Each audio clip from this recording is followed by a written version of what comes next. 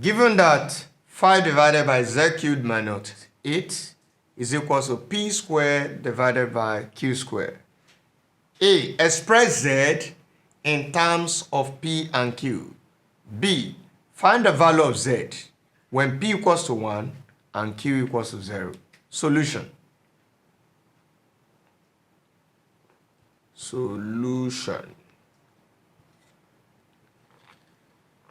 Now the first part of the problem, we have 5 divided by z cubed minus 8 equals to p squared divided by q squared. So the first thing to do is to cross multiply. We cross multiply.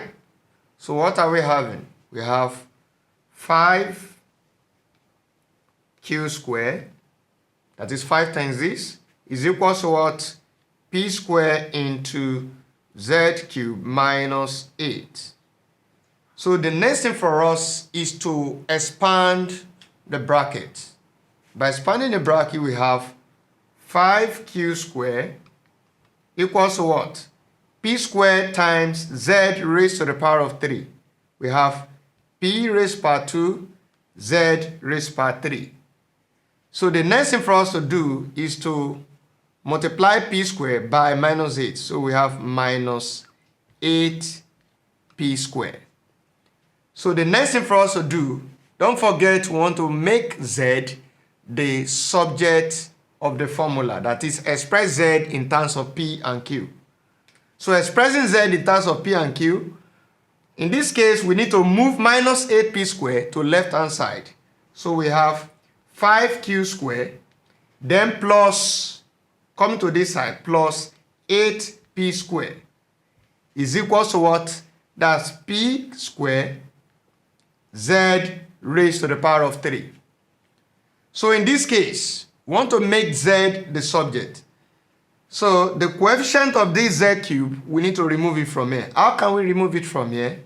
We divide both sides by p squared. Now dividing both sides by p squared, what do we have? We have 5q squared plus 8p squared divided by what? P squared is equals to p squared z raised to power 3 divided by what? P squared. Now dividing both sides, we simplify further. Here we have p squared, here 1, and p squared, here we have 1. So we have z cubed equals to 5q squared plus 8p squared divided by p squared. So in this case, we want to make z the subject, then we have to take the cube root of both sides. Taking the cube root of both sides, we have cube root of z cubed, then cube root of 5q squared plus 8p squared divided by p squared. So cube root of z cubed, what will it give us? That's z. Then we can write this as cube root of, by splitting this is going to be what? 5q squared divided by the denominator, which is p squared. Then we have plus 8p squared divided by the denominator, which is p squared. So p squared here 1, p squared here 1. So it means that the answer, we have this to be cube root of 5q squared divided by p squared plus 8. That's the solution to the first part of the problem. Then the third part.